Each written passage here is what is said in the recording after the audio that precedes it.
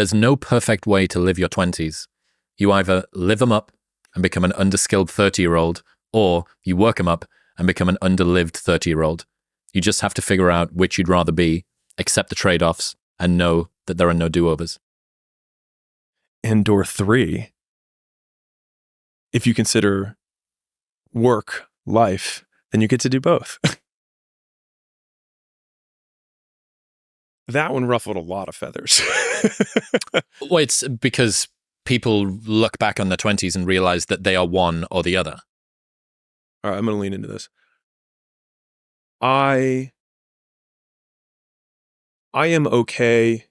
I had a conversation with my team about this, and I said, I am okay being a beacon of relentless hard work. I'm okay being the guy who says, fuck your mental health.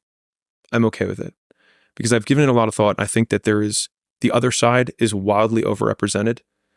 And I'm willing to sit on the logical extreme because I think it will help more people. And there are more people that I have met in my life who are dissatisfied by their live it up 20s than dissatisfied by their work it up 20s.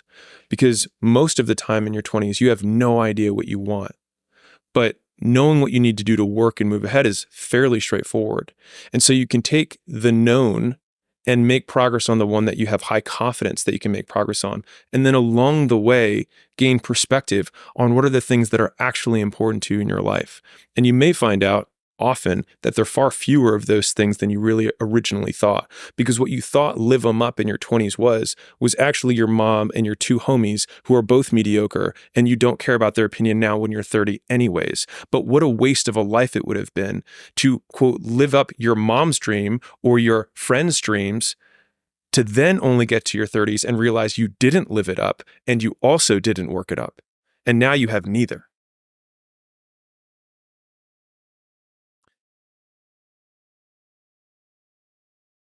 I think a lot about, the first day that I sat down at university, my first ever seminar, I sat next to my what would be future business partner for 15 years.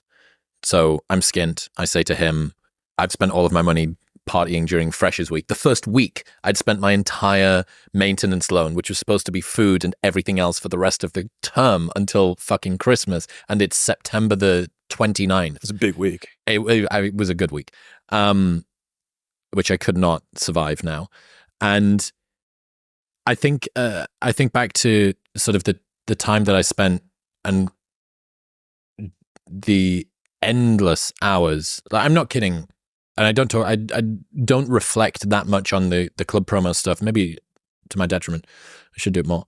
I've spent between 5,000 and 10,000 hours stood on the front door of nightclubs. I've spent at least 3,000 hours stood on the front door of the same nightclub, only on Saturdays, right? I didn't miss 202 Saturdays in a row. I took 4-day holidays from Sunday to Thursday so that I could come back to come and do this thing. And I look back at my 20s and I think, was that, how much was living, how much was accumulating skills?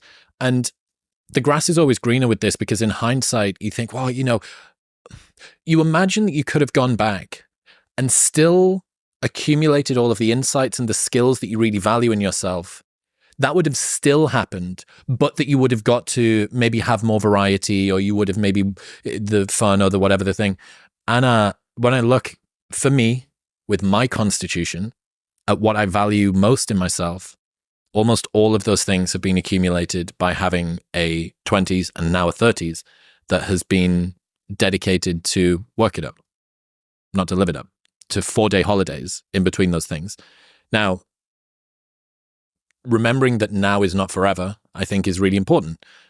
Again, you're on the outlier right-hand end of the distribution for work. Most people are going to pull themselves back across in terms of balance between work and play. But you can periodize what you're doing right now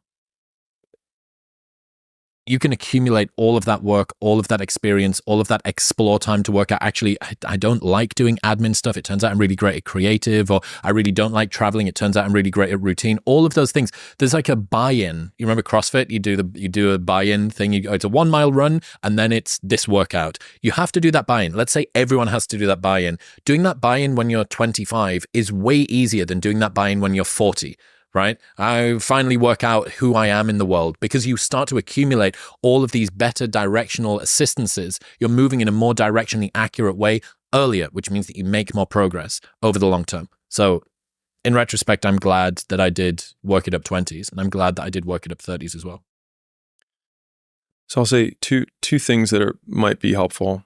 One is, you obviously know my stance if you're listening to this on work-life balance, but maybe as a concession for you, your work-life balance obsession may just be too narrowly focused on the present and not extended into seasons. And so you can have work-life balance where I work for 3 years and then I have a more chill year. And I think that most people think about work life in terms of their split of the day rather than their split of the year or the decade. And I think that you can have a much better outcome on both sides if you were to split it up on a longer time horizon. So good. I mean, everybody knows what it's like to go through it every January. Intense period of diet. I fucked it at Christmas again. Too much chocolate, too much dinner. And you go, okay, well, what are you going to do? I'm going to work hard. I'm going to focus on my diet and my training for a while, and then I'm going to hold those gains for a period. Or I'm going to build a business. Okay, my health's probably going to take a hit for a little while. Or I just got out of a relationship. I need to go dating. All right, well, I'm probably not going to be able to spend so much time at work, or maybe I'm going to be sleeping later, so my fitness is going to knock off a little bit. All of these things happen for periods of time. And yeah, remembering that now isn't forever and that's such a great frame, like a hyperbolic discounting and inability to be able to imagine that this is not the way that it's always going to be. And that's good. For good things and for bad things. This isn't the way it's always going to be. So I better enjoy this win. This isn't the way it's always going to be. So I better not get too disheartened by this loss. You will come back. That's the beautiful thing about this sort of hedonic renormalizing. You go, good things aren't as good as you think they are. Bad things aren't as bad as you think they are. So if you use that extended frame as a way to approach different types of goals, so I'll break a very standard one, which is that people measure the amount of calories that they need to eat per day. But very few people measure the amount of calories they need to eat per week. And so people will blow the day and say, well, screw it, I messed up today. I might as well have a pizza on top of it because I had chocolate and I went off my diet or whatever. But if you have a weekly outlook even, then all of a sudden you're like, oh, well, I can have a pizza tonight. I'll just skip most of my food tomorrow besides protein. Or I'll have a wedding weekend and know that this whole week I'm going to be light. And so I have, 13,000 calories for the next 7 days that I can work my way through, which gives me a tremendous amount of flexibility. Mm-hmm. And the thing is that the further you extend the time horizon, the more flexible you can be with your achievement of it, as long as you only get the few things that matter most. And so it allows you to focus and prioritize on those few things that move the needle, rather than be overly obsessive on such a small, narrow window of time that is irrelevant anyways. So there's a coordination problem that happens when you try to balance too quickly. When you try to have a little bit of fun and a little bit of play and a little bit of fun and a little bit of play, whether it's task switching, whether it's just sort of the cognitive effort of your personality, like your identity is I'm gym guy for 3 months. Right, yeah. Hooray. I'm work guy for 3 months. Hooray. But when it's I'm gym guy this morning, I'm work guy this afternoon, it's tough. It's tough to do that. So yeah, kind of the same as you get diseconomies of scale as a business grows because there's more interconnectedness and communication between each person, the more yous there are going on inside. So this is an argument for sort of aggressive periodizing. I'm a hyper proponent of one single narrow focus. I'll define 2 more terms since the audience didn't ask for it. Sadness is a perceived lack of options. It's why it feels like hopelessness, because you don't know what to do. You don't know what options are available. You see none, which is why it feels like there's no way out. Anxiety is many options but no priorities, which is why you feel scattered but you can't decide. They feel very different, but fundamentally, Those are the difference in the conditions that make people feel like they're anxious or they feel like they're sad. And so when we're working through what you were just talking about with, okay, I want to be gym guy and I also want to be work guy, we have many options, but a lack of priorities. And so we have anxiety over the fact that we're not making progress on any of them because we have not been able to say, this comes first. And so if we think about what priority means, it means prior. It comes before everything else. And what I think a lot of people have a hard time doing is being okay with saying no and saying, okay, I will allow myself to just not get fatter rather than get fitter during this period.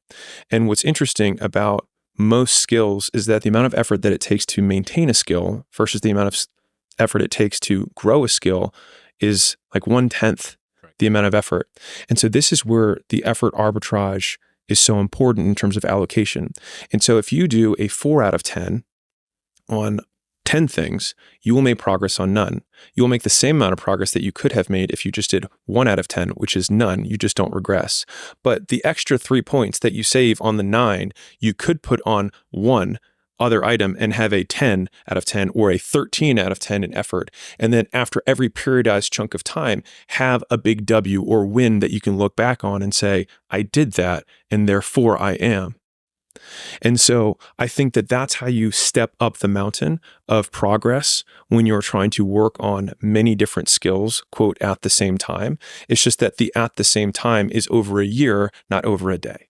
George told me this while we were on mushrooms in Nashville. Fucking brilliant. So I'm there watching. That's the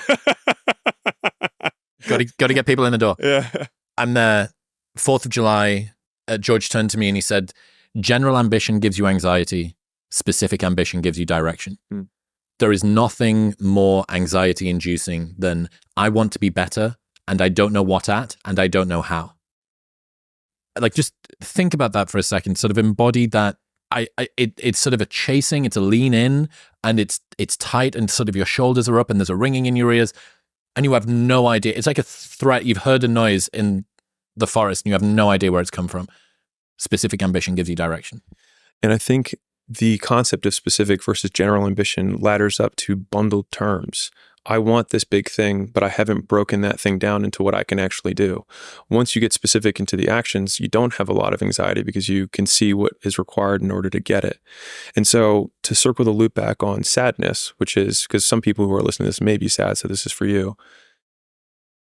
To get out of sadness, and I've been sad many times in my life, the thing that's helped me get out of it is realizing that a perceived lack of options is what causes sadness, not a lack of options, a perceived lack of options, which means that all I have to do is figure out what I need to do, and figuring it out becomes the option. And so then I have clarity on the one thing that I need to do to pull myself out of this moment of sadness, which is, oh, I just have to figure out what to do.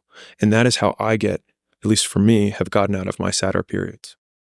In other news, this episode is brought to you by Shopify. Shopify powers 10% of all e-commerce in the United States. They are the global force behind Gymshark, Allbirds, and Newtonic. Shopify is the commerce platform that helps you sell at every stage of your business. You can think of Shopify as your business sidekick, the Robin to your Batman. You come up with genius ideas and Shopify handles all of the heavy lifting. You can sell without learning to code or design. Just bring your best ideas and Shopify will help you to open up shop. Plus, Shopify's award-winning help is there to support your success every step of the way. You didn't get into business to learn to code or to do design or to do inventory management. Shopify helps to get all of that stuff out of the way and allow you to focus on what you came here to do, which is designing and selling an awesome product. Right now, you can sign up for a $1 per month trial period at the link in the description below, or heading to shopify.com/modernwisdom, all lowercase. That's shopify.com/modernwisdom now to grow your business no matter what stage you're in.